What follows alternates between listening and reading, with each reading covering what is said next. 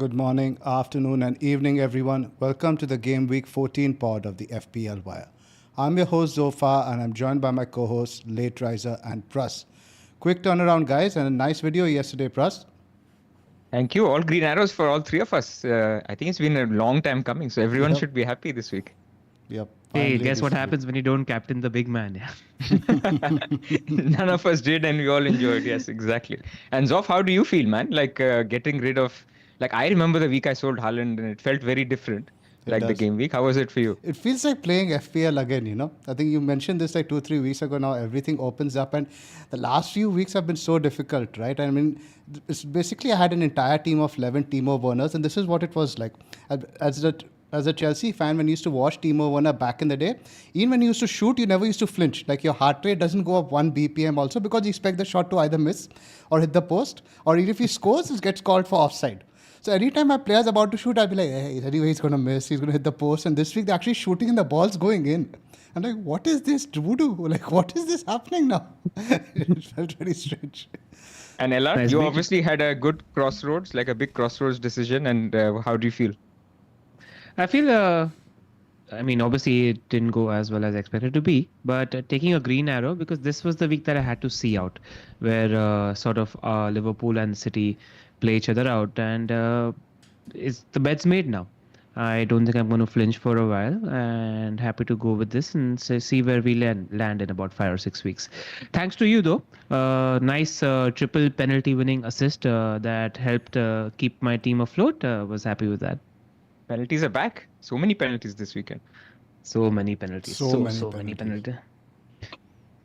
How about you, Pras? How close are we? I think 2 or 3 points away from the 50K now? Yes. 51K, yeah. But honestly, this week was, you heard in the team selection, right? I was like, by Saturday 5 p.m, I was like, okay, now we're back to those times where everything is dark. I had 6 blanks of good players, right? And at that point, I was like, okay, this game week is not going anywhere, which is fine. Sometimes it happens. But then Saka comes in, Palmer comes in. And so it was actually all right. So far, so good. Happy, very happy. All of you, everybody that's watching this video and everybody on our Discord should be thanking me for that Saka 19 pointer. The moment I block myself out, he produces his highest score ever. I feel bad. You guys are welcome, and I appreciate it. Just for that, you guys should hit the like and subscribe button. I know. I think Zoph, you mentioned it, but the whole Discord was celebrating when LR said I only made the transfer after LR. Everybody basically. It's just your thing with Saka. Yeah.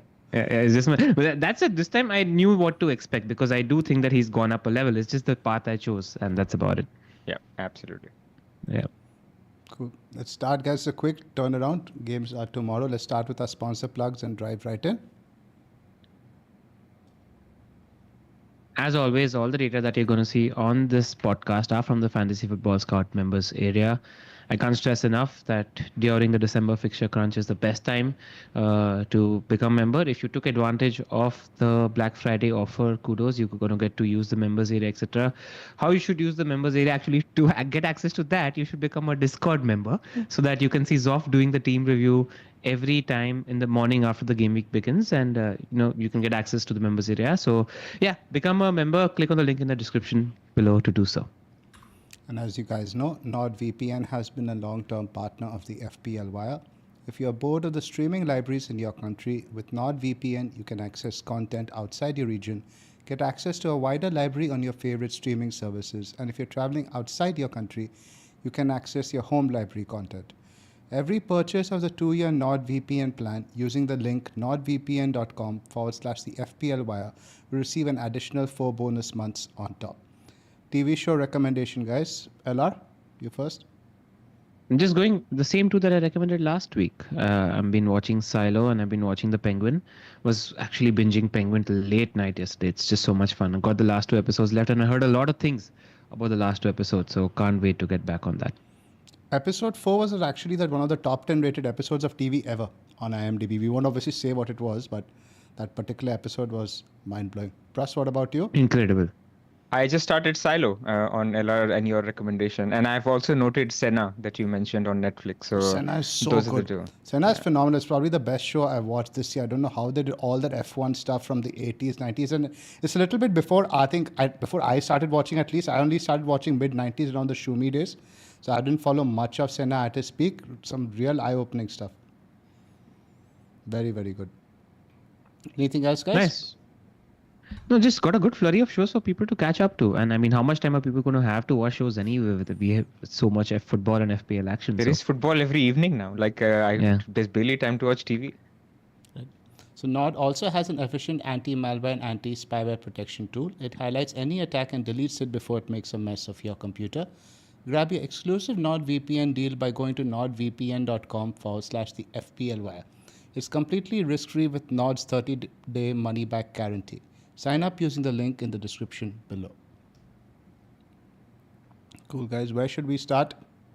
It all feels so much such a relaxed Monday in terms of, I think, all the big decisions that we had to make were done last weekend. So it feels like sort of like a limbo where you don't need to do much. You can hang. I think it actually might be a good idea to just take stock of some of. I think we've over exhausted the big hitter chat. It might be a good idea to sort of talk about some of the fringe picks that are catching our attention, or maybe how the needle has shifted in the performance of some of the teams in terms of like what we're thinking about Newcastle now.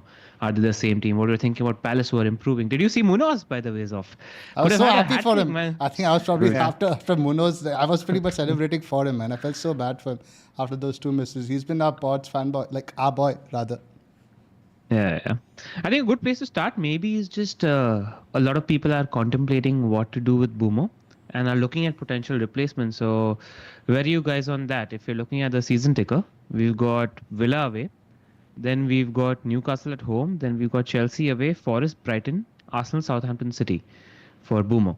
And how were Villa against your lot, by the way, Zoph? They were quite open. I think Jackson could have had 2-3 more goals. I think there was one, obviously, the back pass that Martinez made, couple of balls that were played over the top as well.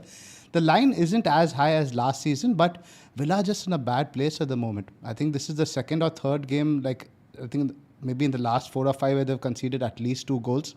They're not a solid outfit. They look like they've run ragged a little bit, and it makes a difference, right? We can play totally different 11s. Thursday, Sunday, they are playing more or less the same players. They're not in a good place. The next 2 games are huge for them, and I think they will have to rotate a little bit. And that sort of dials me back to the whole Mbeumo conversation, right? You look at the next 2 fixtures, he plays Villa and Newcastle. Newcastle themselves, the XG for the weekend was 0.02. They had 1 shot the entire game. They were on course to win the game with 0.02 XG. So no shots on target. No shots on target at all. So I think that looking at the next 2 opponents that Mbeumo has the potential of him playing in the front 2, I think you hold him for the next 2 and then assess after that. That's where I am. Newcastle defensively have been quite all right though.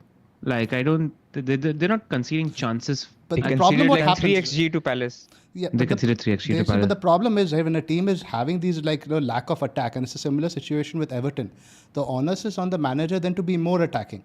When your team isn't scoring goals, when your team isn't putting up those attacking numbers, you have to change the way you play a little bit. So defense then becomes less of a priority. Similar thing with Villa also, right? They're barely scoring goals.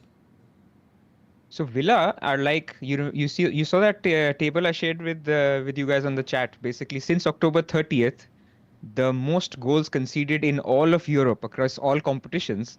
Firstly is Man City. That's obvious. Who didn't see that coming. So the highest number of goals conceded is Man City. The fourth most is actually Villa. So I was quite surprised by that. They held Juventus. Actually, in Europa League, they've been quite all right. Champions League, they've been quite all right. So, yeah, their defensive form has fallen a bit. But I think this is justification, right? I mean, I think let's first be clear that Mbeumo's numbers have fallen off. They have been disappointing. And so if people are looking at him as an option, then it's not wrong, right? I mean, we've been in this pod and said Mbeumo is one of the best picks for his price bracket. I think, look, he's showing signs, short-term signs, that maybe that is changing because Brentford's numbers are changing. Maybe his role is changing. We don't know. So there's always a small sample caveat where in 4 game weeks, maybe we are wrong. Maybe something changes. Maybe his position changes. Or maybe that is more long-term. So if you wanted to sell, I think my position is quite clear. If you want to sell him for Saka, Palmer, Salah, Sure, man. I mean, go nuts. Like that position feels essential. Those three. But if you want to change him for Mitoma or Bowen or a Man United midfielder, then it feels like, do you really need to do that? Like, is your team in such a good shape that you need to take out You know, a penalty taker like that? I'll say something when it comes to something like this, right? Bumo's been a non-decision, and I feel like sometimes the community leads the community. Bumo's been a non-decision for FPL managers for the past 6-7 weeks. So people have had other issues to take care of, which is why they haven't closely looked at Bumo. And we're like, okay, he'll be fine and he'll do fine. Now look at our friend Jazzy. He moved Bumo to Rashford 4 game weeks ago. He's 60 points up on that move. So so many times we're talking about whether like that's going to matter so much, or is it going to be like something that's going to cause changes, etc. I don't know about 60, but like Rashford's had 3-4 goals in the last 4 or 5 games. He's gotten an assist or 2 as well. So there is points to make, but we need to objectively analyze the decision. I just feel like sometimes we get comfortable because the community is not making the move, so we don't feel the need to make the move in that situation, and that sometimes doesn't let us assess the pick correctly. That's all. So Fair shot. that's a reasonable thing to say, but let's look at the assessments also, right? Logically, who are the replacements we can go for? Like, there's Bruno, there's Rashford. No, just before that, there's a couple of things I want to talk with regards to Brentford in particular, in the sense that, so we are expecting Vissa to lead the line. I don't think that's going to change much. But what do you guys make of Shada's hat trick in terms of like, can he bench, or is he going to play 2 up top and stick to Lewis Potter as a wing back and play Mbeumo as a striker? Because he's playing Mbeumo as a winger throughout. But are we expecting that center striker role? I think I am expecting Mbeumo to play the center striker, and I don't think there's incremental advantage with the replacements. Are we still expecting that? What do you think about Shada? Pras? I think Mbeumo should start central striker. Like, again, there's nothing for us to believe that's not the case. And if you're doing that, you're taking a punt, which can work out. But I think there's nothing for us to believe that he won't play. He's played every single time that they've played 2 up top. I don't think he won't play. But the problem is, are we expecting the role to change? Because if it's the same role, yeah. Because otherwise he'll have to play right wing back. Like, there's no other position for Mbeumo. Either you play right wing back, like Lewis Potter does on the other side, or you play basically as a left winger or a right winger. So in his case, I think I would expect him to play up top with Vissa. Shada is a good option, but he's still not. I mean, a hat-trick. I mean, I don't think Thomas Frank is a kind of manager that will just say, okay, hat-trick, that means you start. If it happens, fine, then we'll react accordingly. But I don't think we need to predict that. Yeah. And the second thing is, like, we thought Villa would be slightly more defensively minded against Chelsea. Now, after a 2-0 loss, the onus will be on them to attack in the game against Brentford. And I think that just leads to space for Mbeumo. So I'm also in the camp of, it doesn't feel like there's a standout replacement option that's emerging for us to lose faith with Mbeumo at the moment. There is a possibility, though. I think the right wing back thing, it is a bit harsh to like, because Shada, otherwise in a 3-5-2, I don't see a spot where he starts. Because they go for the midfield, usually they go for your Janelt, Jeltsin, Norgard, or all that entire Danish midfield, right? So, and it is potentially gives you more of a pacey option. Could we see Vissa benched? I don't think so. Because usually he likes playing at least one pacey guy, right? The idea is the 2 centre forwards, one guy is usually the one who holds up and the other guy is the runner. So usually it's not a given that they will play 5 at the back as well, right? I mean, because Villa are not like, he does it against Man City or, the top 3, 5, 6 teams. But maybe he sees Villa as a game where, okay, he can play his normal way. He doesn't need to change the way they play. So it could well be that. Yeah. And especially because Villa haven't been purring in attack. They haven't been creating that many chances. Do we have any news on Onana? He's not in the squad the last game, right? Or was he on the bench? Not in the squad. So nothing. If at all, we're looking at like a... There's some injuries. There's some sort of injury concern because I don't think he played in the Champions League either. All right. And I also feel like when we're making a move on Mbeumo, right, I feel like it's either you go up like Pras mentioned, then it's an easy move. Like if you get any of Saka, Palmer or Salah, completely fine if you're funding that premium in. But if you're looking at in and around the same price, like the easy options, like what are the options? I looked at the options, right? The obvious option that people are looking at is West Ham, where they're looking at Bowen or Kudus. The second option is Mitoma. That's quite popular. The other option, if you're punting on a Chelsea midfielder like Madueke, people would have punted on Madueke, but again, he got benched. this game because Chelsea have the fixtures. And then you're looking at Bournemouth midfielders. Bournemouth have great fixtures. You're looking at United midfielders. Again, I still think Rashford is a minute's risk. I think it's between him and Garnacho for the spot on the other side. So who else is there when you're looking at options? Like Savio is this option, but I think that's 3 or 4 weeks away before City midfielder becomes an option. It's just There is one option that is less sort of talked about, which I think people can consider, is Odegaard, if they don't have a third. Like you can go for a third mid because that spot is open. It's at awkward price, and you can basically, if you have some money in the bank, you can go to an Odegaard. I think that looks like a decent upside pick for a short time. Like I don't think Odegaard is that long-term pick. Like I think there's other better long-term picks from Arsenal. Now Arsenal fans will get upset by this. FPL is not the same as real life. So Odegaard is very important in real life. But I think in midfielders you can get other midfielders for similar prices if they show up. But I think for like 5-6 weeks, even 7-8 weeks, Odegaard is absolutely a fine pick. But yeah, I think Bowen is the most popular one in the community, and we've got these numbers here from the Scout article. West Ham's record versus the top 9, they've lost 6 games, drawn 1. The record versus 10th and below, from the 6 they've played, they've won 4 and drawn 2. The numbers again are very poor. Bowen's, I think, XG, I have the numbers over here now. He's nowhere near in terms of expected goal involvement in the top 20 of players. The XG, I think, combined over the next 4 games is under 1.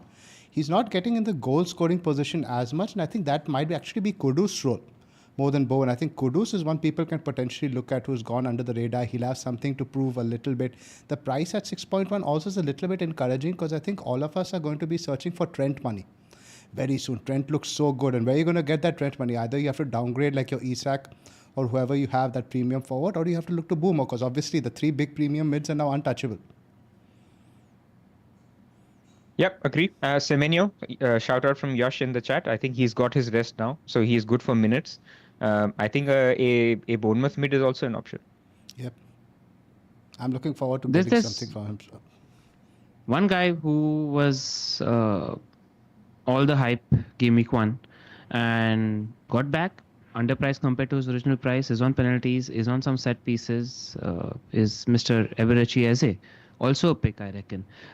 Has a good entry point this week against Ipswich, but after that he's got City and Arsenal in the 2 of the next 3. So that's the problem with the fixtures when it comes to Eze. But if you're looking to not park this spot and hold for a long time, he still convinces me more, especially because Palace are seeming to find their jam. I feel like Sarr, Mateta and Eze as a front 3 is something that will work. Now the other good thing that has happened at Palace is that backfire has played 5-6 games now together.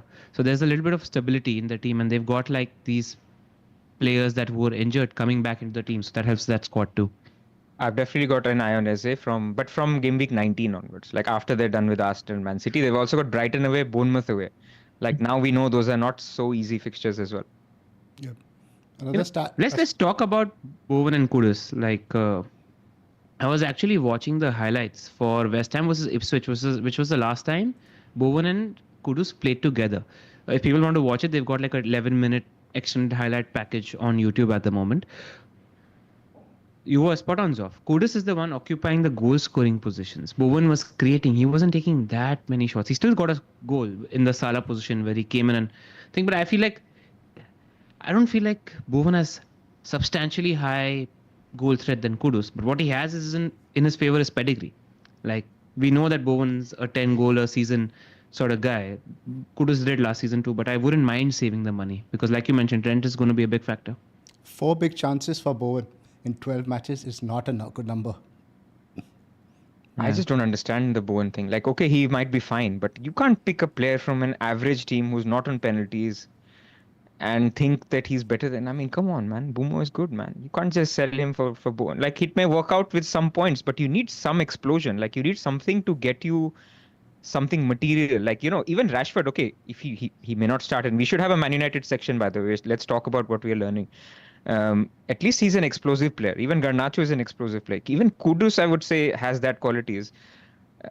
But for that same price as a Bowen, it's just as a Mbeumo, it's very difficult to not have a non-penalty taker from a bottom 6-8 team. I'm just looking at his XGI in the easier fixtures. Against Everton, he had a 0.3 XGI. Against Forest away, Bowen had a 0.1 XGI. Ipswich at home, 1.33 XGI. and then they've all been very poor. fairly Otherwise, no, yeah, not very poor. Like just those 3 games were the fairly easier ones. The table that mentioned that 11 goals scored in 6 games. So it's not even explosive. Even against the bottom 10, they're averaging like 2 goals a game at the moment. They don't seem like they've got goals in them. When you're watching West Ham, you don't feel like they're creating chances for fun, whatever the fixtures be. The only argument is it's a great entry point. You've got Leicester and Wolves, probably the 2 worst defenses in the league at the moment, back to back. We don't know how Ruud's going to play. I don't know how that game's going to go. So it's just the fact that it's a great entry point. It's one of those things where if you're entering, enter now. why not BJ? I mean, we're talking about picks here, Zoph. Okay, sorry. I mean, rotation risk. Like Maddison and it sounds like between Brennan and Maddison, one of them plays. Like because Kulu is going to be back now, right? So whether Kulu will play on the right if Maddison starts, or if it's going to be BJ who plays on the right and Maddison sits out, doesn't seem like anything else. Yeah. He's still getting the chances. I think whenever all the XG is really still following to him in that team. Yeah, but the thing is, minutes are a problem because Maddison is putting his feet up. He's playing well now. So they can't. I don't know how often they're going to play Kudus, Maddison, and BJ. That's the issue. Kudus? Kulusevski, you mean? Kulusevski, sorry. Zoph, I think we lost you for a second. Maybe. No, it's fine on my end. Continue. Just the audio. That's all. Mitoma, are we ignoring him? He tends to do well in the easier games. Like he was quite attacking. Like he doesn't do that well. He's a little more withdrawn in the tougher games, but in the easier games, he tends to do well. That's it. I'm still worried about rotation. They've got many options there. Just not picks, man. Minutes risks during this time is like double the risk. So just not worth it. Like there are other good picks. Just by the way, looking at minutes, I'm again on the FPL page. These are Mitoma's minutes throughout the season. Huh? 88, 89, 84, 90, 90, 90, 90, 130. Oh, he's good. I was talking about Johnson again. I mean, Mitoma is fine. 88, 86. He's got 130 minutes. And outside of that, every other game he's played 30 minutes was after IB. 90 minutes on most occasions. Zoph, again, your audio is going up and down. I don't know if you said anything. Seems fine on mine. I just said that Mitoma's only rest was after the IB. Yeah. Otherwise, he looks like he's a minutes monster. So maybe we should consider him. He's fine. So I think the summary of the Mbeumo section is if you're upgrading him materially to one of the big picks, go for it. If you're downgrading him materially to afford somebody much more interesting, like a Trent, like a big hitter, even in the forward position, you want to get to a Jackson from a cheap striker, or you want to get to another, a Watkins or a Havertz or something like that. Okay, a downgrade also makes sense, but like for like and not sort of you just selling because Mbeumo has been disappointing for 4 weeks, that doesn't sit right. I think that's a fair summary. I agree. Pretty much. Yeah, and if you're going for someone, I would say that if you want to punt, go down in monies, remove a chunk out of that position and go for either Mitoma or Kudus. Like these two are the ones that are appealing to me as a punt if you're going for a punt. I like Semenyo too. I want to add him as well. Let's talk Manchester United briefly, guys. In general, what's your feelings about them? I think this guy likes to rotate. I saw a couple of subs for De Ligt and Mazraoui, early 60 minutes. That's going to be interesting in this busy period, but I don't think he's going to rotate in attack as much. I was very impressed by Ahmad. I think Rashford probably is going to be one of the more secure picks, but again, the fixtures, bit mixed. Arsenal, Forest again, no mugs. City, Bournemouth, Wolves, Newcastle, Liverpool. I think another 3 weeks you can wait and watch. And I don't think Rashford secured minutes either. I won't be surprised if he doesn't start versus Arsenal. Because I think it will be Haaland, Bruno in the front three or Mount, and one of Rashford or Garnacho. And Garnacho, what Rashford gives you an explosivity, Garnacho tracks back a lot more and puts in a much bigger shift compared to Rashford does.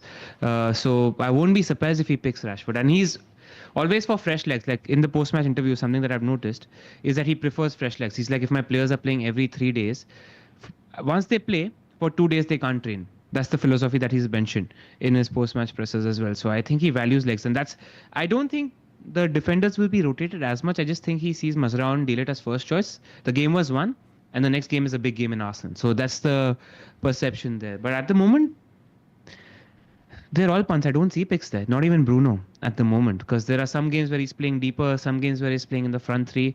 We don't know what he's thinking at the moment. And he's also, something that he mentioned in the post-match, where he said that I've had 3 games, I've utilized the full squad, think about how important and how good they're feeling that they matter. So at the moment, outside of rotation also, before he's choosing his team, he's mentally sort of motivating his players by giving everybody minutes right now. So that's also something in play at the moment. So from an FPL point of view, observe, learn, but at the moment, watch. I mean, that's basically what I wanted to say as well, that we are going through there two very important points here. One is he's trying out everybody and he wants to give everybody a chance. And the second thing is he's trying out different people in different roles. Everybody's sort of playing two roles. Rashford's played up top, he's played 10. Bruno's played 10, he's played 6. You've seen, players playing wing back as well as central defense. So there's a lot of roles being tested here, Xerxes as well. So right now, it's a team which is basically they're trying to discover. Another very important quote from the post-match was, somebody asked him, is Haaland going to be your first choice or is it going to be Xerxes? Like, how are you going to decide? He said, give it time. I'm going to try everybody out. Over time, eventually, of course, I will have a first team or a first choice player. I don't know who that is yet. So I think it's just like the perfect FPL team where you watch, let them settle. They will then start to have a Premier League team, a Europa League team. The minutes will settle down. The early subs will settle down. But the early signs are he will rotate a lot. Like even if it's Premier League game midweek, Premier League game on the weekend, lots of subs. Nobody is safe. Even Bruno got 64th minute or something, or 70th minute. So nobody is safe. Wait and watch. In fact, I would go as far as saying that if you're deciding between Bruno or Mbeumo, to sell one to fund his Saka. I see that as a very popular move that people are looking at. I would go as far as saying that maybe Bruno is the one that should go. Because he's more expensive. He has even harder fixtures than Mbeumo. And it's just difficult to call where he will be at the minute in terms of his role. Whereas definitely that Mbeumo, you'll know what you'll get. So that's where I am, at least in terms of Man United.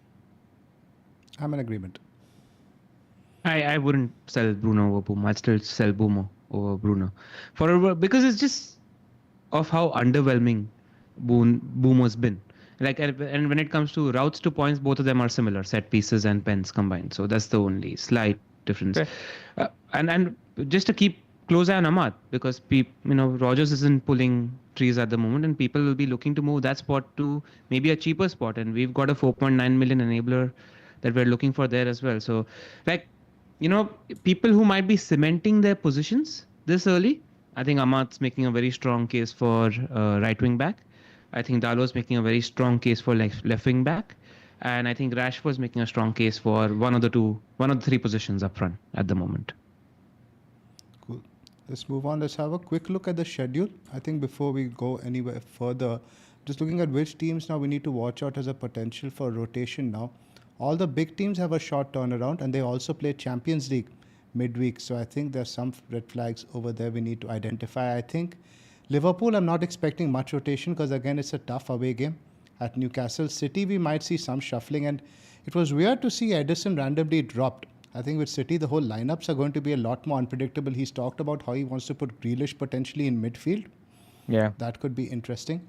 Everton also I do want to touch upon. I think Everton are in a bit of a crisis. I was following that on my timeline this week during the Manchester United match. I think that's 4 games now in a row they've gone without scoring.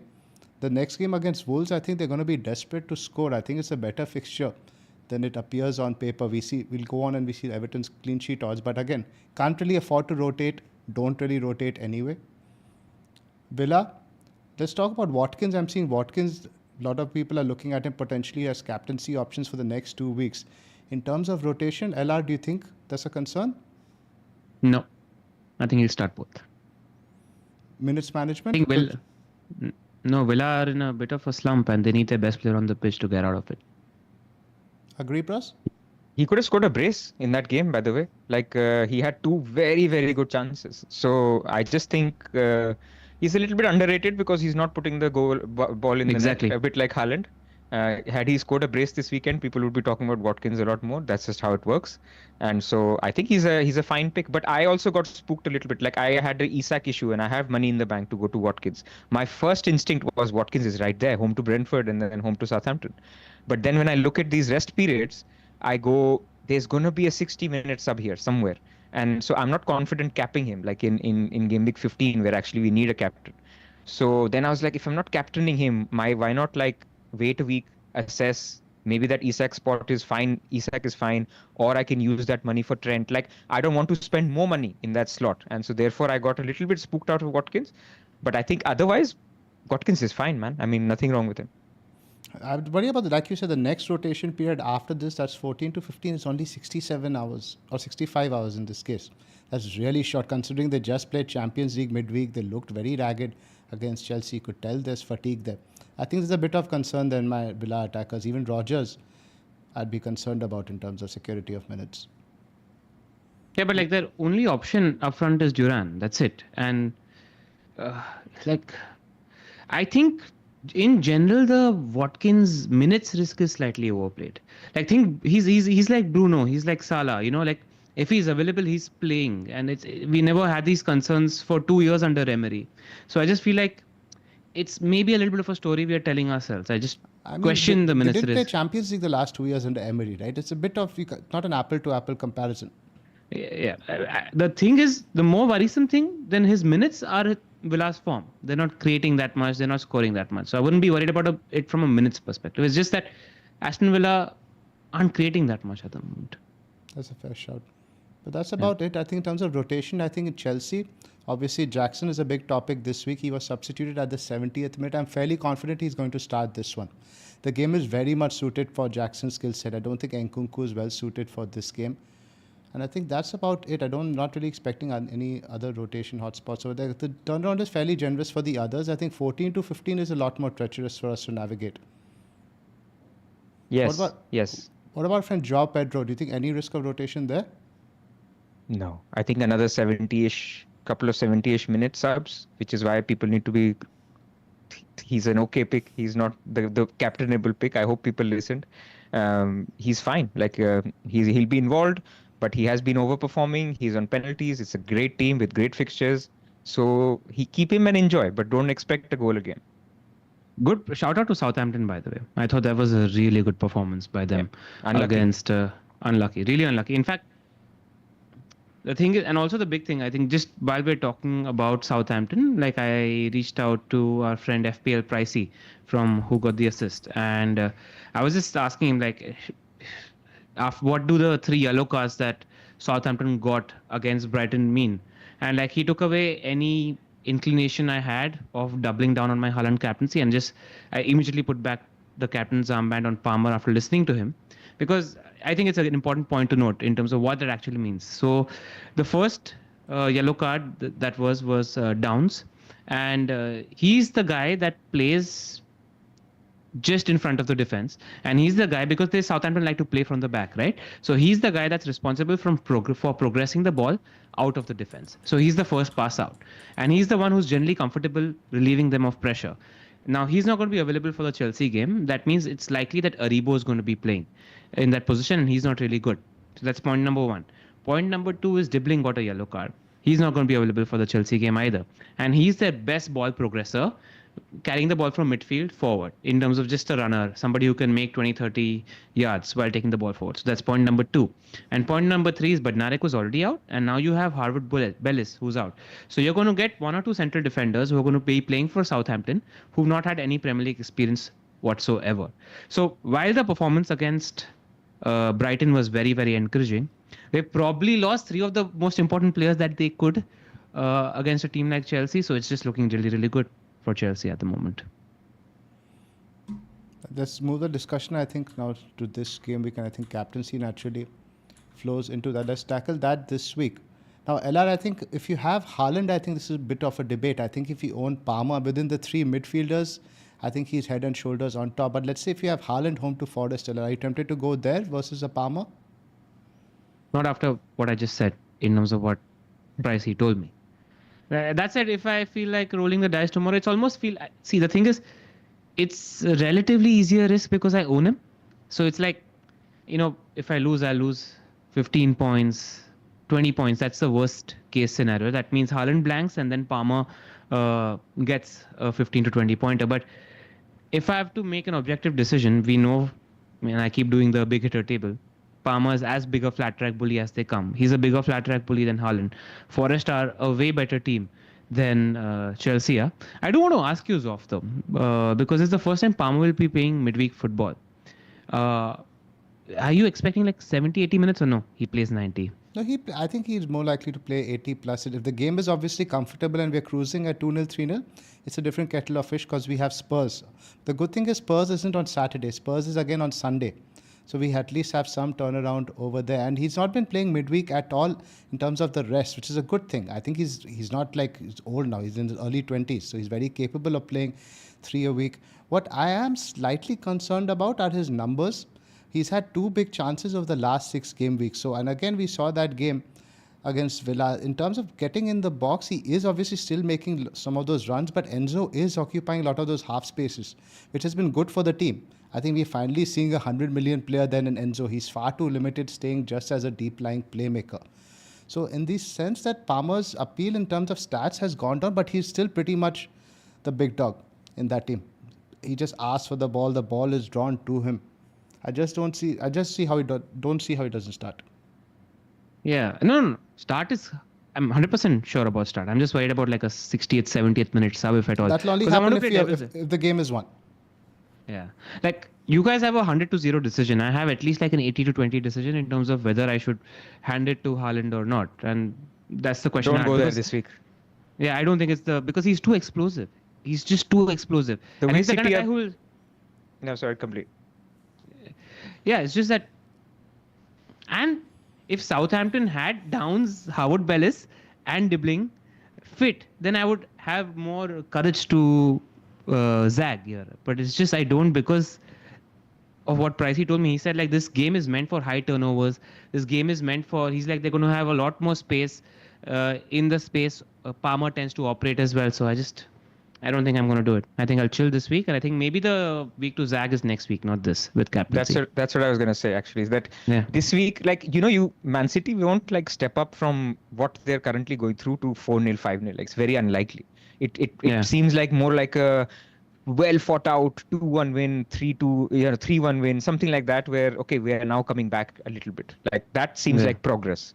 5-0 Yeah. seems like something you will not even believe. Whereas this game with Chelsea, it can be anything with Southampton, right? So I just don't think, and because you are now keeping Haaland, like you exactly mentioned, from next week onwards, there are going to be several weeks I can see in the next 10 weeks where not only is he a good zag, he's probably the best captain. It's just that nobody's going to do it because nobody has him. So Yeah. you will have ample opportunities. You don't need to sort of make up all the lost points in 1 week. That would be my advice. Yeah, that's where the bus is on Palmer at the moment, and I don't think I'm going to switch. Yash in the chat is mentioning Jackson as a captaincy option. Now, Jackson has got a lot of points away from home, particularly because it suits him. I think teams come out a bit more, but with Jackson, again, I worry about the minutes, 65, 70. And with Jackson, we could be 0-0, 1-0 up, and Jackson still gets hooked. It's not like Palmer, where he's only going to get subbed when the game is clearly won. So, as a captaincy option, I wouldn't go there, but as a pick, I think he's great. Because Jackson dictates the press. Match of the Day did a segment on it. The entire trigger for the press is Jackson. Without him, the entire team's shape goes away quite badly. So I think he's very firmly our first choice, number 9 now. Zoph, question for those that are looking to move Mbeumo out. Like we just touched upon it, but are Madueke Neto picks at all? No. He's going to rotate. He's mentioned that the conference players need to get game time. He mentioned that people pay to see players like Joao Felix play. People want to see players like Nkunku. So there's just way too much rotation happening there on the wings. There's no options there besides Palmer and Jackson in attack. Even Enzo, I think at 4.8, 4.9, somebody in the chat mentioned that they're considering him. But then you just go Ahmad, I think, if you're looking around in that Rogers price bracket. Not a fan. Yeah. And coming to Chelsea, because our friend Pras might have a decision with regards to the Isak injury, right? So, are you looking at, like, if you were to move out of Isak, I think the options are Pedro if you want to go down in price. Cunha still is very much an option. Jackson is the one staring in your face as an option, and there's Watkins and Evan Nielsen, I think. And these are the 5-6 picks that people are looking at. Pras, what are you thinking? So I'm not going to do anything, unlikely to do anything this week, even though I think Jackson is very, very tempting. It's one of those weeks, right, when you want those short-term gains, and I think Jackson does well this week. But I just think I got Isak for a reason, and he solves a problem this week where I have a benching headache. Unless he's out for long-term, then I'll think about it. So we'll have a presser tomorrow. Of course, Eddie Howe won't tell us a lot, but if it's an injury, he'll tell us it's an injury. Like he was actually pretty honest, and he said it's not an injury, it was just an impact thing. So I will see. Like I want that slot for me is very important because that slot could be a cash cow for other things that I want to do, or it could be a high upside slot where I get Ipswich and Leicester later for Isak. So I want to be more balanced with it. But if people want to move this week, I think Jackson is the obvious move, right? I think that's what you can do. But from next week, like I like Evan Nielsen and Welbeck a lot. Like I think both of them are very good for 5-6 weeks. And probably if I was to do it, I would do Isak to Welbeck next week. And that would basically get me Pinnock to Trent. That would be something way more exciting than getting Jackson this week. That's why I want to be a little bit more balanced in terms of what I do with the transfer, rather than the obvious Jackson move. Yeah, but Jackson can also be viewed as a long-term move. I'm just playing devil's advocate here for people. Yeah, but then it blocks me from Trent. So that's my team-specific thing, where then I can't get Trent in defense. So then I have to look at it as long-term Trent versus long-term Jackson plus Welbeck. So that's where I'm a little bit like, okay, I don't have to go there. I'm saying Jackson is a good pick, but everybody has to look at picks in isolation. There are many good picks. So in my case, I don't think I let it go yesterday. I could have made the move. Jackson rose. I don't think I'll get there. With the 4 yellows as well, I don't want another problem coming later. I could be wrong, and he's a good pick, but I'm just not feeling it. I think, like you mentioned in your video, Pras, if you have a decent first sub like a Rodgers, I think I let it go this week. Assess closer to the weekend, because anyway, if he plays this week, it's like Liverpool at home. It's not a great fixture anyway. You didn't expect much. The money fixtures are right after this. You have your Brentford, Leicester, Ipswich. Absolutely, that's the thing. But there is a case, right? And it's something I'll maybe talk to Pras more about in general, because objectively looking, given what we know about the injuries that Southampton have had, this is a hat-trick fixture also for Jackson. Like there are 15 points on the table if you want to check it. And just the one thing that I want to bring to you as a point is, Pras, this is not Jackson of last year, who was sort of like a ropey pick. This is Jackson of this year that has had 8 goals. He's an excellent pick. I'm not denying it, but there are other excellent picks. Like Welbeck can score a hat-trick against Leicester on the weekend. So Trent can score a 15-pointer in the weekend. And the other thing is, when it's a midweek game, right? Minutes is a big thing. Like carrying a second transfer if you can, because you could get a random injury midweek. You could get somebody who's basically subbed and now becomes a great option for the next weekend. If I did the Jackson move, I would have to basically bench Rodgers home to Brentford. And it feels like, then what am I using that transfer for? Okay, he could get a hat-trick, but he could also just get 1 goal and then be subbed off at the 60th minute. He just did that over the weekend. Fine. That's okay. Yeah. Fair shout. And I understand your reasoning. I just thought it was nice to play devil's advocate. Absolutely. And I think Spurs at the weekend is also a very good fixture for Jackson. Did you see the number of chances Jimenez got? It was insane. Yeah. Like as an Evan Nielsen owner, I'm feeling pretty good about Spurs this week. Like I feel like, okay, bring it on. Especially because Bournemouth are at home. Cool. Yeah.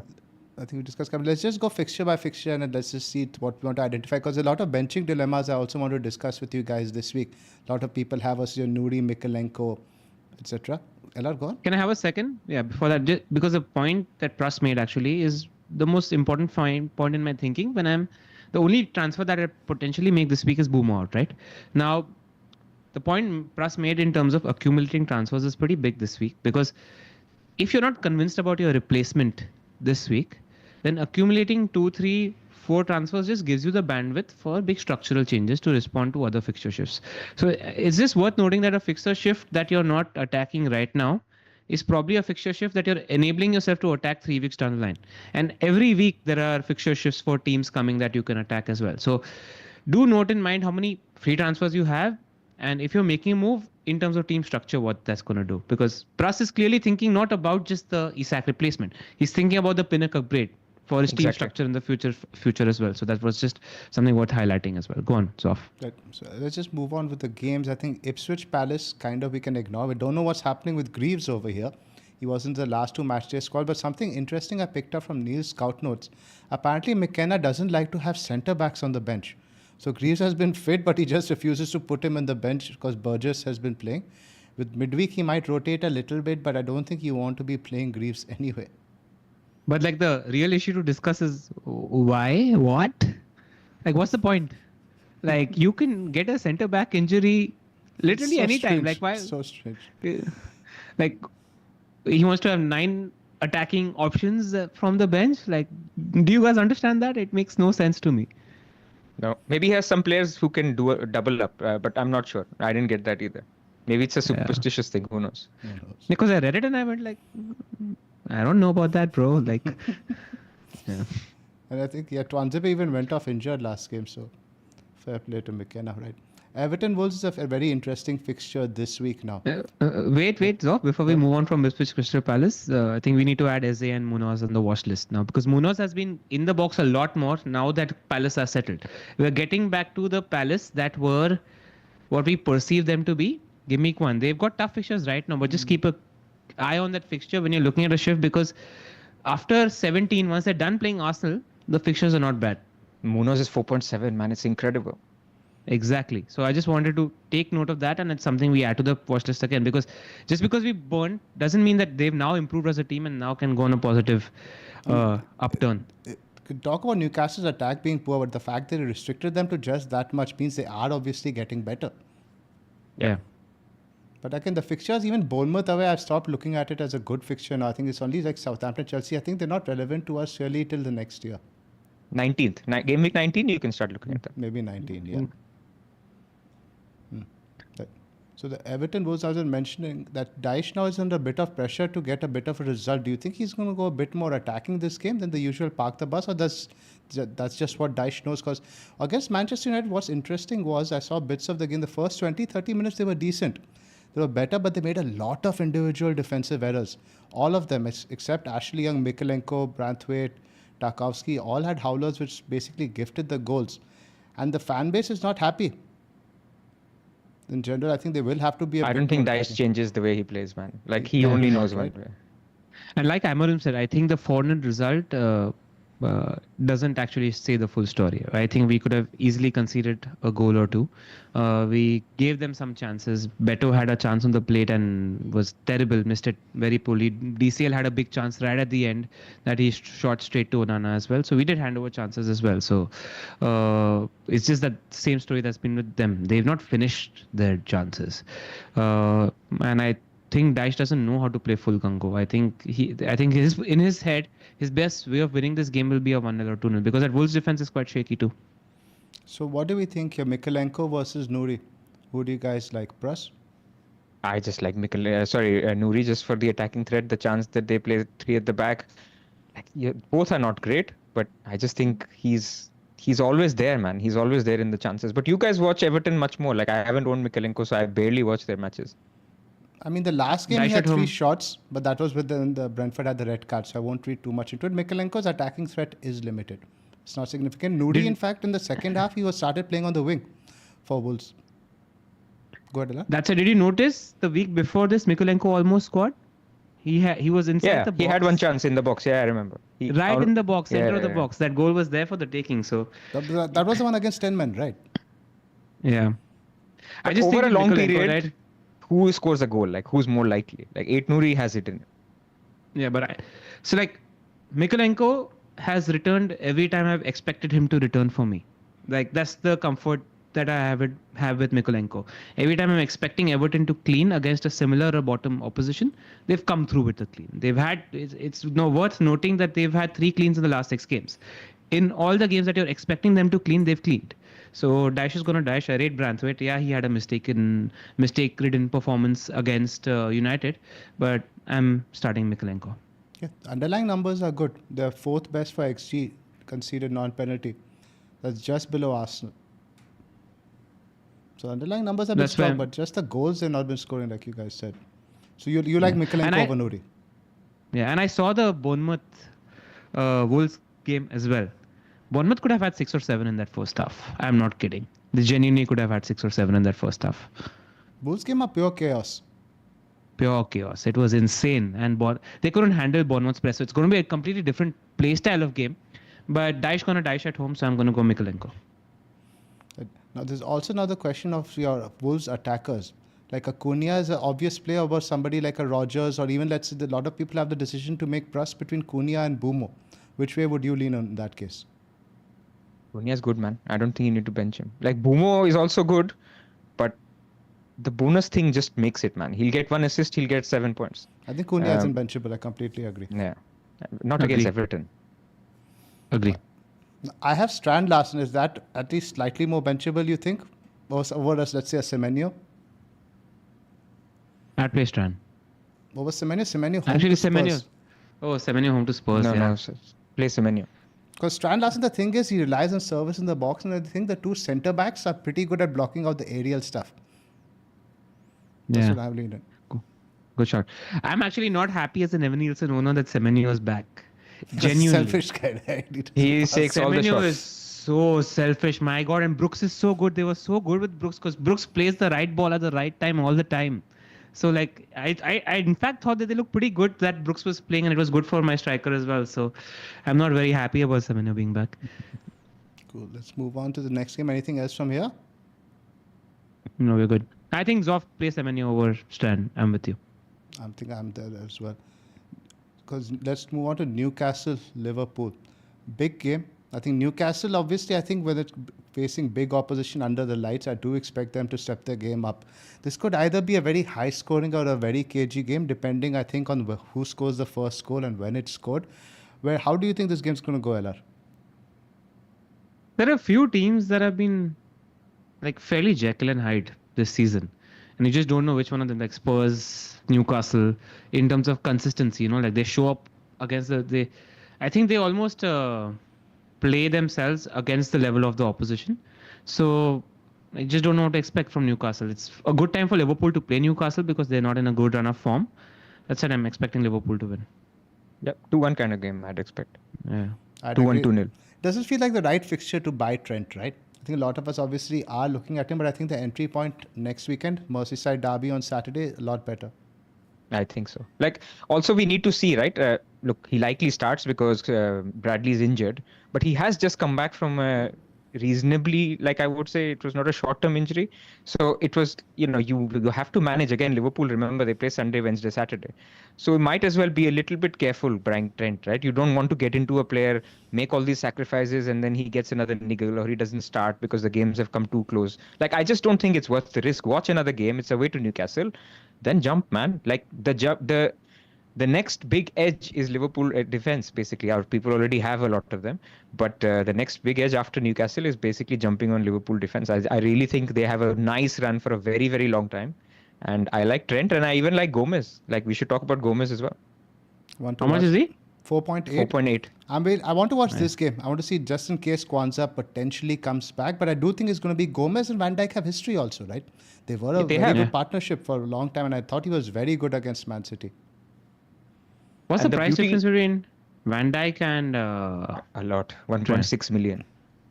Oh, between Trent and Van Dijk. Like only 0.4 now. 0.5. 0.4, 0.5. 6.9 plus. Trent didn't drop. Oh, he didn't. Okay, so 0.5 then. That's not significant enough. Because I'm like, Van Dijk is also... He could have hat-tricked against City. Like, had 3 goals. Like, it was a Gabriel-esque performance against City in terms of how many shots he had. I don't think that goals... I was just looking at that FPL page. He's sitting top of the defenders for points this season. Is good old Virgil. But the other version of that is one of those crosses was from Trent. Trent also had that shot where I just missed the post, if you remember that. So you're basically watching this guy who's only 0.5 more, who's going to have a lot more route to points, set pieces. Yeah. He's going to cross. He's going to have the odd shot, and free kicks, direct free kicks. So good bonus. Like, guys, like Van Dijk is a good pick, but Trent for... But why do you think that happened? Like, because we've had a period of 4-5 weeks where Trent wasn't that attacking. And then again, City is gung-ho. So, like, is there any rationale to this? Or is that just Slot saying now you keep pushing ahead? Or is there any tactical... Could be just like going hard against City. They obviously fired up because of the entire history against City over the last few years. And it could also be that he's over his injury. Because when he came back last time, right after England, he mentioned that Trent's carrying an injury. So he just told him, chill back a little bit, don't bomb forward as much. Fair shot. The thing with Gomez, coming back to him, is basically you can watch him. So if he starts City and he starts Newcastle, which was Sunday, Wednesday, right? Then basically Slot is telling you he trusts Gomez, right? So that's the first sign.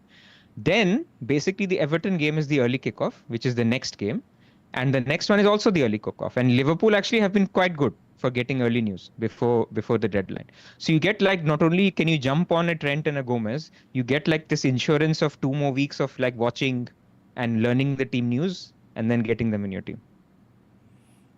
We have some bench dilemmas, guys, and I want to cover these, I think, from the chat, the 5 or 6 questions away, because I think a lot of us in the Discord also have been asking similar questions. So it's a bit deviating from the topic, but let's just go through them. And I just want one-word answers from you guys.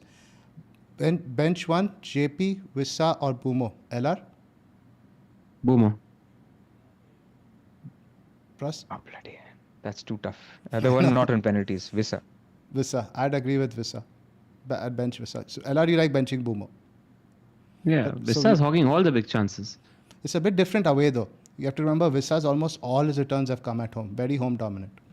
And if there's an assumption that both are playing up top, then I feel better playing the penalty taker. Agreed. Fair shot. And penalties are in trend this December. Exactly. Play Rogers or Strand Larson?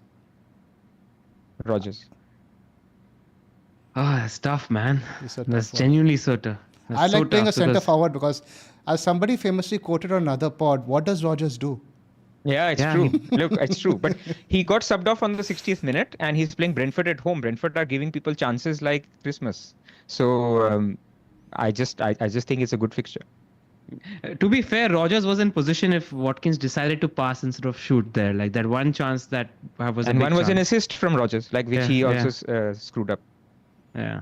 But he doesn't, when you're watching him in open play, right? You don't, like every time he does get a goal or assist, you're like, it's a fluke, a little bit of a fluke. Yeah. Like he That's does what I was it fill me asking. with confidence, right? Like as a And he's playing on the goal or left now. assist. He's not playing that support striker role. Also, the last game I noticed that it's more McGinn now who's been playing in the centre. So a He bit of a switches role with change. McGinn quite a bit, yeah. Yeah.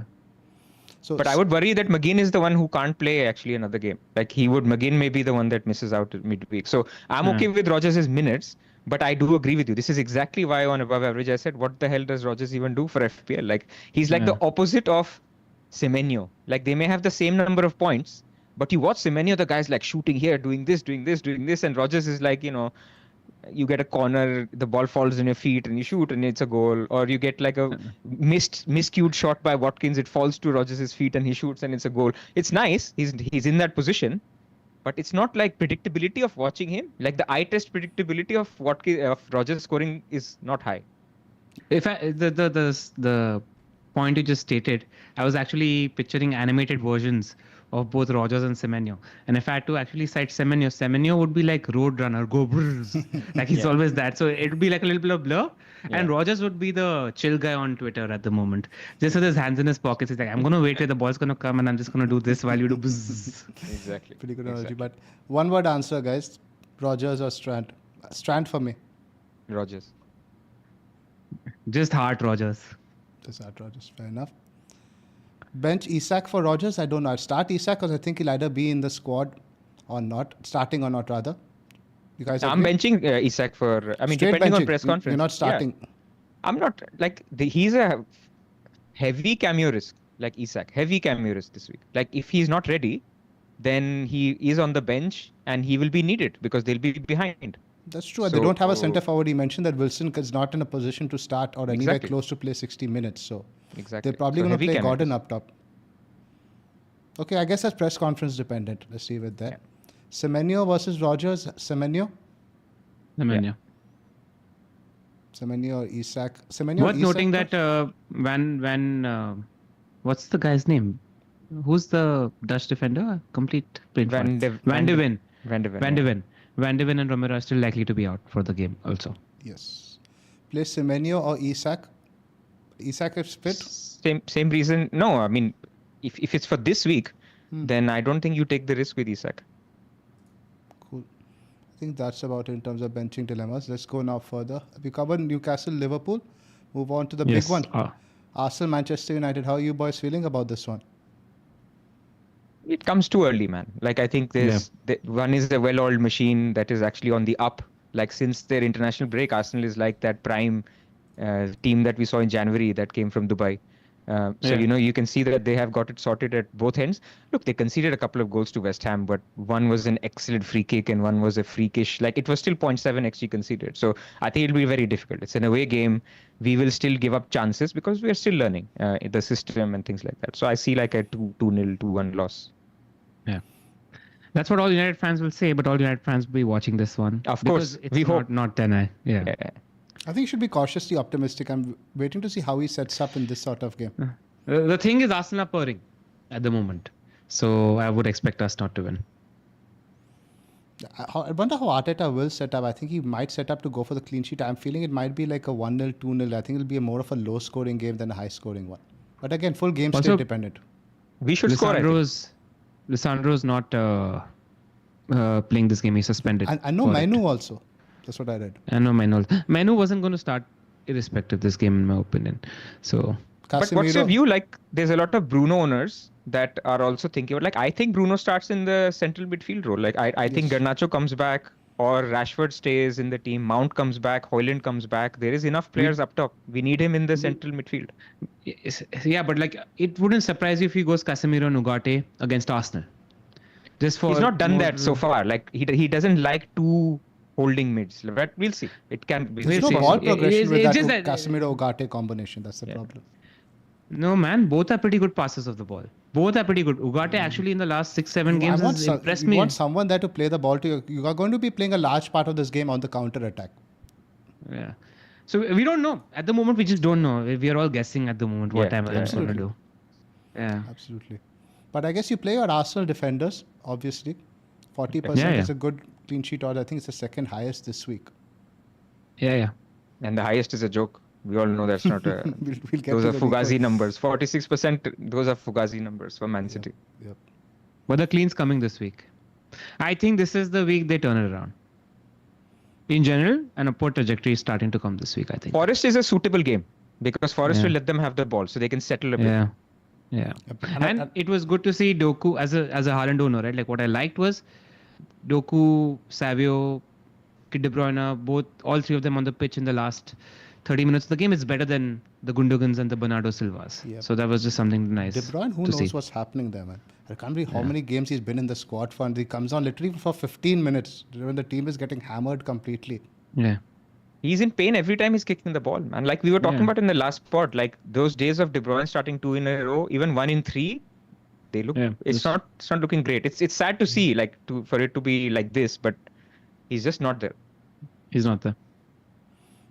I think obviously you'd avoid this. I think Saka captaincy is not really a factor. We can move on to the next game.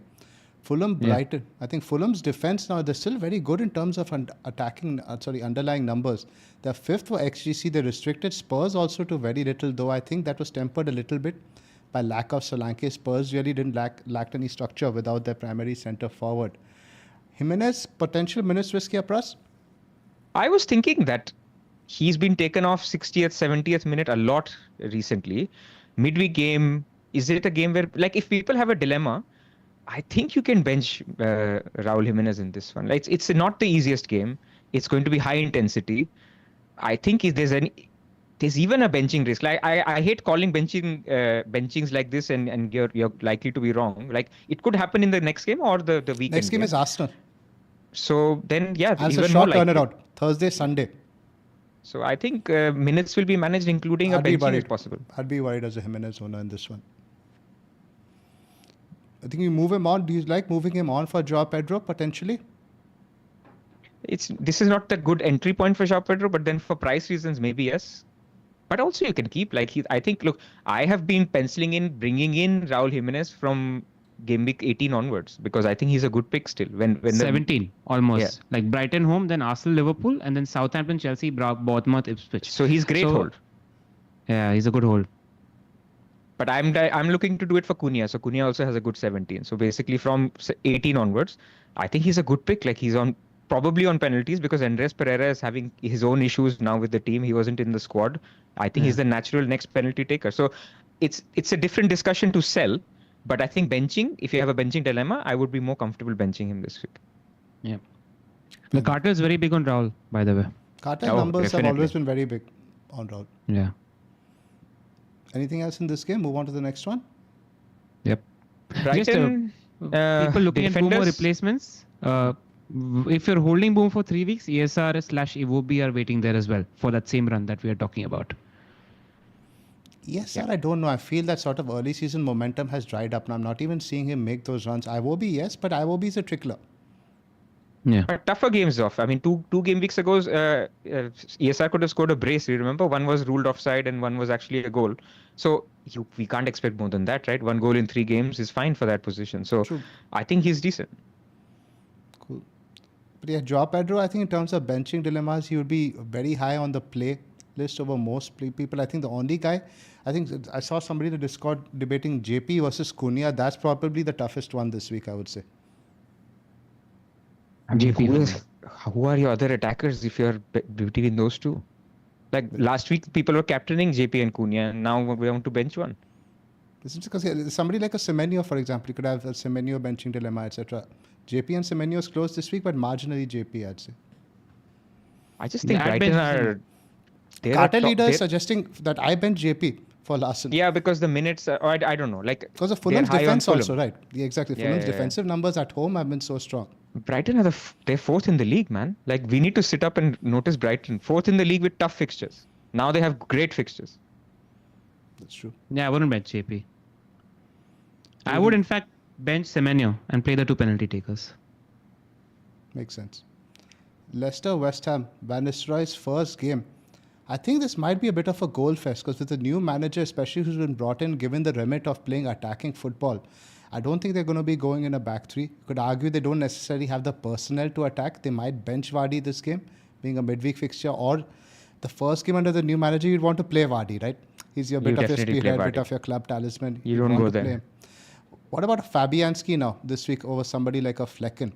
I personally am still like to play Flecken because I don't see West Ham keeping a clean sheet. And again, the onus is on them, playing a team so much lower in the table to create an attack. It's a bit different when even Everton, they conceded, I think, 1.26 XG. Just that Everton were not capable of scoring themselves. Clear cut for you, LR, you think? Yeah, I'm just going to be aggressively scouting this game because I think the best 5 million pick in the game plays for Leicester. Buonanotte. Yep. Been very impressed with him every time I watch him. So, and the fixtures are still decent. Agree. Anything else from I want to see what Root does out of that, especially if he tends to play attacking football. So we'll see. I'm waiting to see because again, I think he will play attacking football. And again, Leicester are a team we need to keep in mind to target for our attackers in the weeks that are coming, I think. Presuming they play attacking football, like we need to see what Root does. It's all base case right now. Let's just see how it goes now. Let's talk about City, Forest. I thought Lewis' positions were at least a bit encouraging in the first half. I think he was playing a bit more further forward than he usually does. He was playing where Savinho plays. I mean, it was incredible. I mean, he was obviously swapping with Bernardo Silva a little bit, depending on where he's needed. But in terms of positioning, positioning can only do so much when you're doing nothing with the ball. Like, they had no shots. They created nothing. But I think you start Lewis this week. I don't think there's a bit of a doubt whether he might start or... I think you got to risk. Can I be honest? Yep. From a footballing perspective, he's a problem for City. The amount of mistakes he's culpable for what City have done, it's a little bit of a... like he's not doing the right thing so many times. He gets beaten so many times. And I don't know why Pep keeps persisting with him too. That said, you play him this week because Forest are there. But just, I think for them to be more stable, they need to not play him. But I'd still play him over this week. Go ahead, Pras. No, I mean, who else? Like, right back is a problem. Like, he could basically... My prediction is he starts right back. I'm not Luke. Obviously, we'll look at Luke's prediction. But I just think Walker played and Walker has been poor. Like, he's gone downhill like anything since the summer or even before that. Both have been poor. Yeah. That's the problem at the moment. At least one can hold the ball a little better and track back a little better, and one is more trusted. But I don't know. I don't know if there's a right answer. I'm not saying he's been perfect. But and it doesn't help when you have no legs in midfield either. So it's essentially City are going through right now what Liverpool went through when they had Fabinho and Henderson last season before Saudi ate them up. So it's essentially just the same thing. Exactly. And some of them, while you say on paper, it looks like on the screen, looks like Rico's mistake. It's the team shape's mistake. It's the fact that he's been told to go ahead and basically keep the ball and try to pass it out, and you're stuck at number 10 when there's all this space behind where Adama Traore just runs behind you. Is that Rico's fault? Not really. He's just following instructions. So I think he's a okay hold. Yeah. I just think Pep got it wrong though. Like if you're playing against Liverpool and you have a fit Savio and a fit Doku, I know you want to go for control wingers, but play one of them against Liverpool. I think it gives you a better chance than playing Lewis on the wing. Yeah, Doku was better, yeah, when he came on. What do we think Haaland's going to get in this game? Let's just play bingo. How many goals? I'm not going to say anything. One. Minimum I was one. trying to get you to respond first. Minimum one. Because again, Forest numbers very strong. Yeah, it's a home game, man. Like, it's okay. Like, Man City will score 2-3 goals here. Like, I'm that's what going the for markets 2. predict. I'm going for 2 for Haaland. That's what I think they'll I'm not do. going But to say anything. No, it's fine. You should. I mean, like, this is the thing. Haaland could score 2 goals and still Palmer could be a better captain. Of course, if he scores Yeah. 1, Palmer is definitely a better captain. If he scores 2, he Yeah. probably becomes better. But it's just hard to see. Like, can it be a 1-1? Yes, it's possible. Like, given what's happening, it can be a 1-1 game as well. The real question is actually people with Wood that have a benching dilemma. Like a Wood versus a Semenyo, or Wood versus a JP. I think there will be few managers with something Yeah. like that. Do you just play Wood? I would play Chris this week. Over Pedro or someone? Over Rogers? Over Rogers, yes. A penalty taker over Rogers, yes. Over a I'd Semenyo, play him yes. over Rogers, yeah. But Over a then Semenyo, yes. over Pedro. But not no. over Cunha. Not Yeah, over Cunha, that's the not thing. over. Yeah, it's tough. I mean, I can see merits. Like, you can go against the markets, but you just have to. Again, markets, no, right? I mean, by the way, did you see this stat by Rob T where he showed that before the Liverpool game kicked off, for the first time in Pep's career with Man City, he was an underdog going into a game. Like, he has never been an underdog going into any game that he's been in the Premier League under Pep. And this was it. And of course, the markets were right. So markets are not stupid. Markets also know what is going on with Man City. Knowing that, they're predicting 0.78 goals for Forest. So you just have to balance that. You're not overreacting to information. So Wood is expected to score, let's say, 0.50% goal share of 0.78, 50, So it's not huge. So use your judgment there. Markets are not stupid. There's always the tendency to say we can beat the markets. We know more. But not really. The reason I was asking for Haaland comments was the super chat from Pulkit's. Another question we can just touch upon. How do you think Konate not there affects how attacking Trent can be? We saw it yesterday. Pretty attacking still. It's a good system team. The way they play. This is not a club team. They play. We've been saying since the beginning of the season, the whole attraction for Trent is people will saying, look, Trent has been outscored by Van Dijk, or Konate was outscoring Trent. Yeah, there was a lot of points in time where he could have done better. He didn't. The attacking returns will come. All you have to see is for 6.9, is he a good pick in one of the best defenses? He's a fantastic pick if you can get there. What did you make of the whole Pep fingers remark? Again, we're deviating from the FPL thing, but I think that shows to me that he's really losing the plot. More so than anything. He's turning into Mourinho. Pretty much, right? That's what I've seen more and more to me in that sense. I mean, it's easy to jump and say he's losing the spot when they're like 6 games down. Like it's just there's Obviously, a fair amount we're being a little bit. We're trying. We're kicking them while they're down because they're going to get back up soon. Yeah, I think they turn this around now. The problem though is that they need to do something drastic in midfield, because I don't know if Gundogan and Bernardo Silva in midfield solves that problem. Like that's the issue, right? They don't have legs there. Cool. Move on to the next game. Yeah. Southampton, Chelsea. I think we've covered it quite a bit in detail. We've discussed it. Yeah, Palmer the obvious captain. Go to captaincy option. Even Villa Brentford we discussed. I just want to touch on the Chelsea defense. We've lost Fofana now, likely for a period. He wouldn't have likely played this game midweek anyway, but that does make our defense a lot worse. Badiashile, even when he came on, looked quite shaky. I wouldn't go near Chelsea defense. You keep saying that, but man, I just feel like it's a good entry point. Like if you're buying somebody, buy Colwill, man. He keeps playing every single game. You're giving up not that many chances every game. Even last game for us, we are very, very lucky not to concede. We give up at least 1 or 2 big chances every game. I just feel it's a that's little Villa. fan bias. Like even Villa gives up chances. Brighton gives up chances. Every 4.5 defender gives up chances. Yeah, You can't buy a... But if you get somebody with attacking potential, yes. But Colwill, I think you can get attacking options. Look at his fixtures, man. Like next 20 game weeks, it's like you just keep him. Like he's either as your first bench or a rotation option. I don't hate it. Like if you're looking for if let's say who's injured. So Arteta's presser is done today. I think he didn't say much about Gabriel. He said he has a chance. Had he said Gabriel is out for sure, or let's say tomorrow Pep says Rico is out for sure, I'm buying Colwill this week. Like it's a great entry point. You get him for Southampton, and then you buy another one. I'm not saying Colwill has to be your perma play, but I think he's as good as any 4.5 defender. Like who are you buying? If you ask me, I think Gomez, probably be a higher priority now. Once we have a bit more of a sample size, but much better. If you know defense. more, but if you had to enter this week, I'm still a little bit hesitant to go Gomez this week. Yeah, I'm with Pras. I like Kohler as a picks off. And like, you say they consider two big chances, but they consider two big chances to Villa. Villa are good. They will get two big chances, whether you all are good defensively or not. They will create something. So But we give these big chances. Even that one was just Fofana rolling over, passing the ball. Then you have Bob Sanchez, also. Bob Yeah. Sanchez was okay in this game. Come on. In the Villa game, he was okay. No, I was watching him He carefully. made a couple of good saves actually, especially that Watkins one. So yes, but just the game where they didn't apply any pressure on him. When you apply pressure on him is when he really crumbles. But either way, I think let's move on to the next one.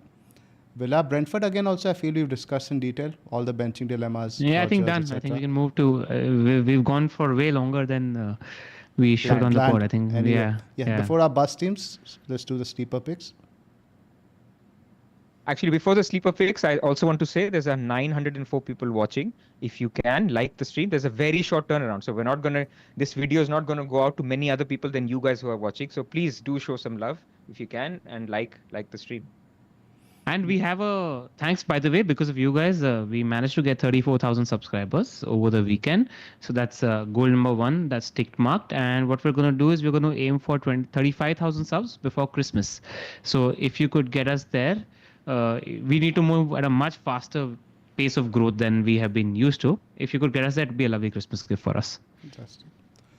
A lot of close games I'm noticing from this over here. In terms of bankers, we potentially have 4. City, Forest, Newcastle, Liverpool, Southampton, Chelsea.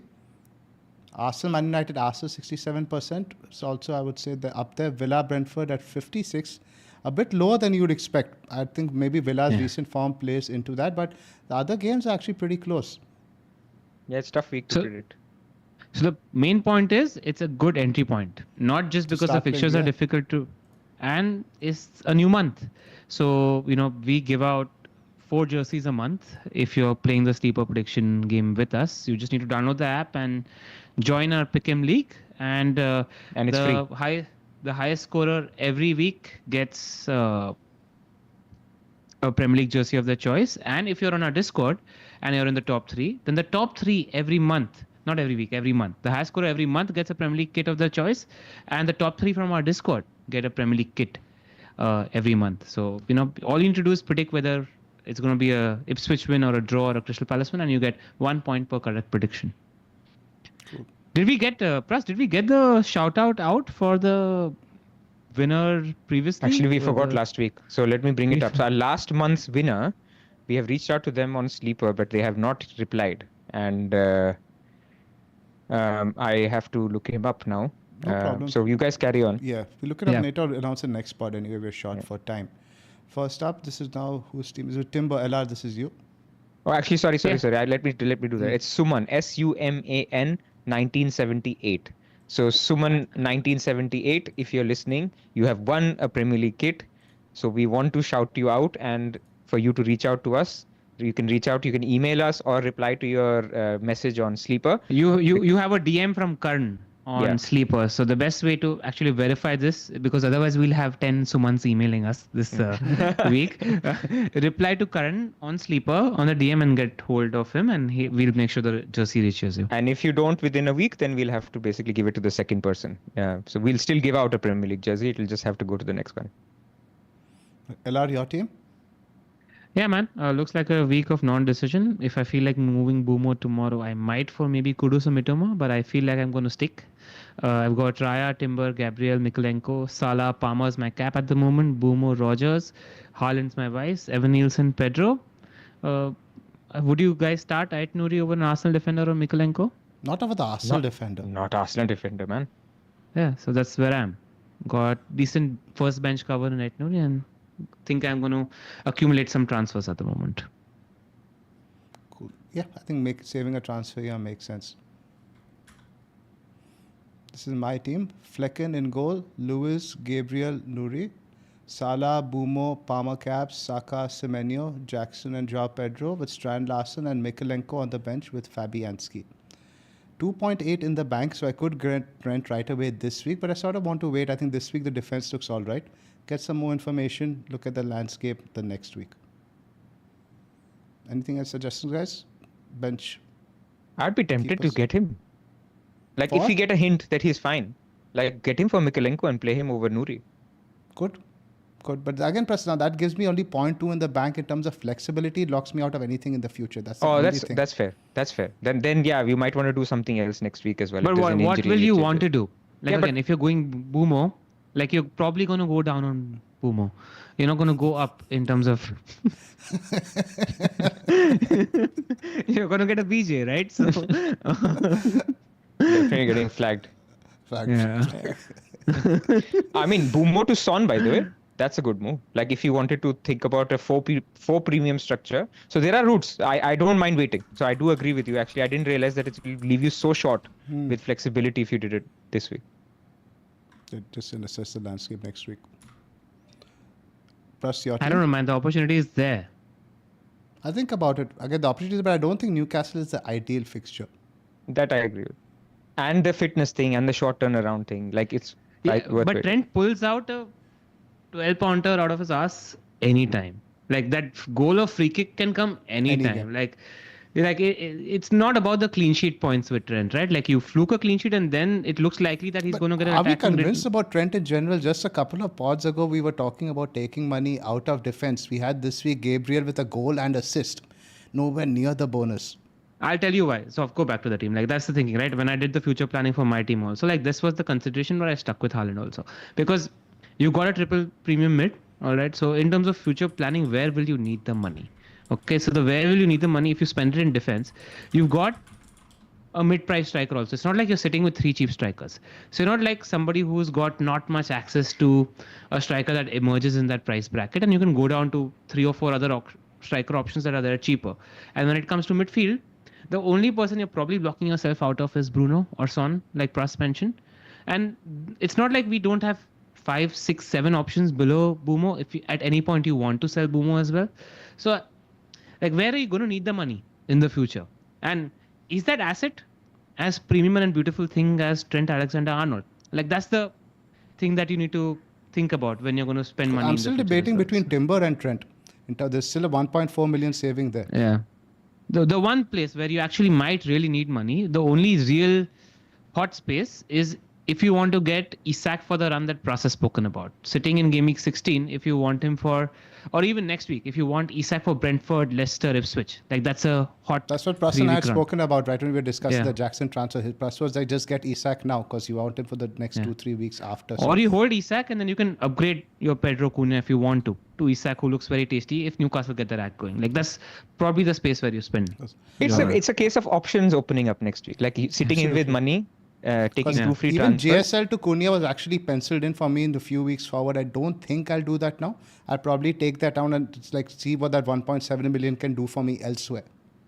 Yeah. Because I think Cunha has 2 promoted teams coming up very soon. Right, and my point is still the Strand Larsen. Yes, fair enough. But like I'm looking to get Welbeck in addition to João Pedro because everybody has João Pedro now. So you have no Brighton attacker now. So I feel new things will emerge after this week, and with 2 free transfers, like let's say Trent has a little niggle. I hope not, but let's say he comes on and he's still struggling. Suddenly your answer is mate. You get Timber and you use the second free transfer to upgrade another position. You get Bruno maybe because he's played Arsenal already, or you get Cunha because he's played. So I just think rolling is easy.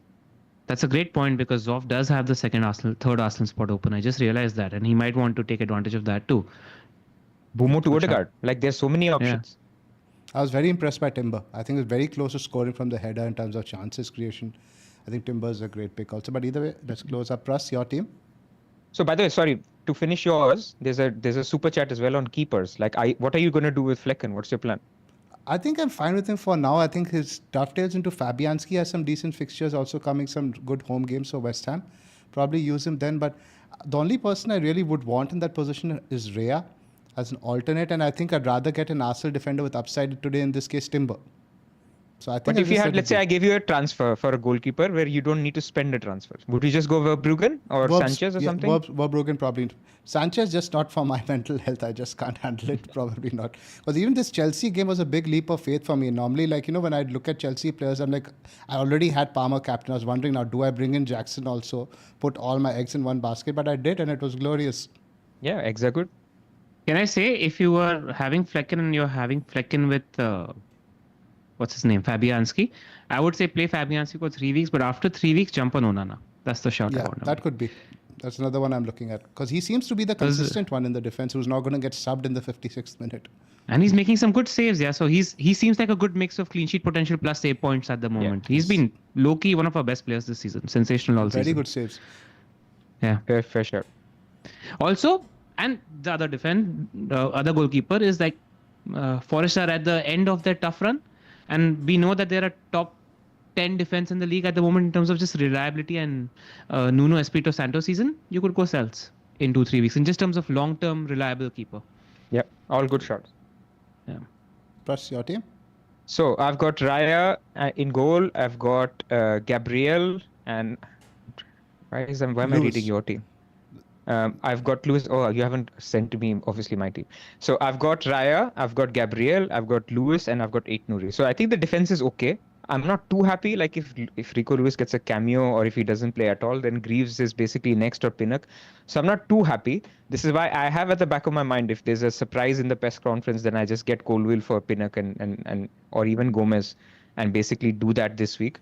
But in isolation, I probably won't.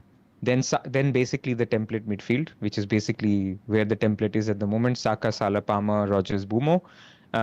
And the template forward, João Pedro and Cunha. So basically this front seven is going to be quite popular because it's done well over the last few weeks. So happy to play them. Isak is on the bench. If Isak, let's say, is confirmed fit, then I will have a decision. Probably then Rodgers goes down to the bench, at least for me, out of all these options. So then in that case, I'll play Isak. But if he's iffy, and this is my 99%, this is how Eddie Howe is, because he comes from the same school as Arteta. He'll say he's better, he's okay. In that case, I just won't take the cameo risk because it's Liverpool. So in that case, what if, just worst case scenario, what if Eddie Howe rules out Isak for 3 or 4 weeks, just in case it's not enough? So if that is the case, then I might get tempted to get Jackson for a short-term upside, or I might get tempted to get straight away an Evan Nilsson or a Welbeck. Basically, because then I know next week I can get Trent for free with one. Right. So those are the kind of moves that I would think about, but I'd be fairly disappointed if Isak is out long-term. You need to get or Evan even Nilsson medium first, term. just for the memes.